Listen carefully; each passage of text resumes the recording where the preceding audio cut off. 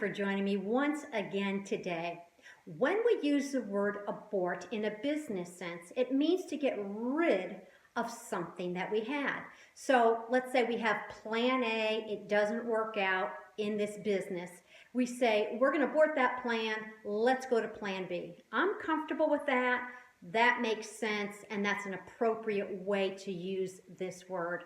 Another way we might use the word abort is a pilot is about to take off with his passengers, but there's fog surrounding the airfield and he has to abort the takeoff.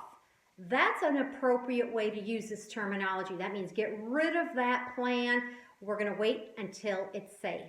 Now, when it comes to a human baby, I am not comfortable using the word abort.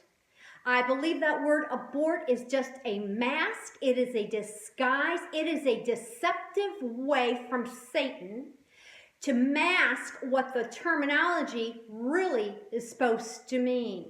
When we take a human life, right from the moment of conception all the way to 9 months, however old that little tiny baby is, that little embryo, and you decide to tear its arms and legs off and slowly torture it or burn it slowly with saline solution. However this physician chooses to make this abortion happen, that is not an appropriate term. We don't want to say we're just getting rid of it. We need to start calling it what it is. Let's start calling it human sacrifice, because that's what it is. A woman or a man and a woman or a woman and a family have made a decision that this tiny, helpless being, this tiny little child that cannot speak for itself, that cannot say, I'm here, please don't hurt me, please don't rip my little fingers and arms off, that cannot show how much it wants to live, has no way to defend itself.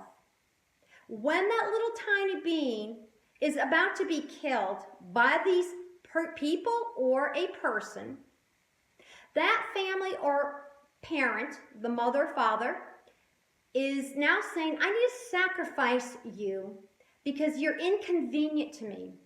I need to sacrifice you because I have enough kids. I need to sacrifice you because I didn't plan on having children. So whatever the reason is, and they're numerous, and a lot of them are seemingly sincere, and I'm not negating that factor, and I'm not uncompassionate about it, I understand. But it's still sacrificing a tiny infant for the sake of convenience, because at that moment, that is not convenient. So let's start using terminology that is appropriate for what the actual factor and condition is. Let's use the word, she had sacrificed her baby.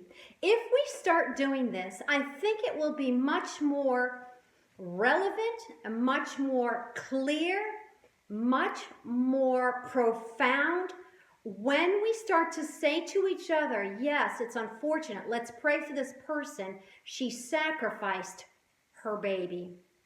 You can say there was a human sacrifice. You can say she sacrificed her child. However you want to word it, but use the word sacrifice. It is a human sacrifice.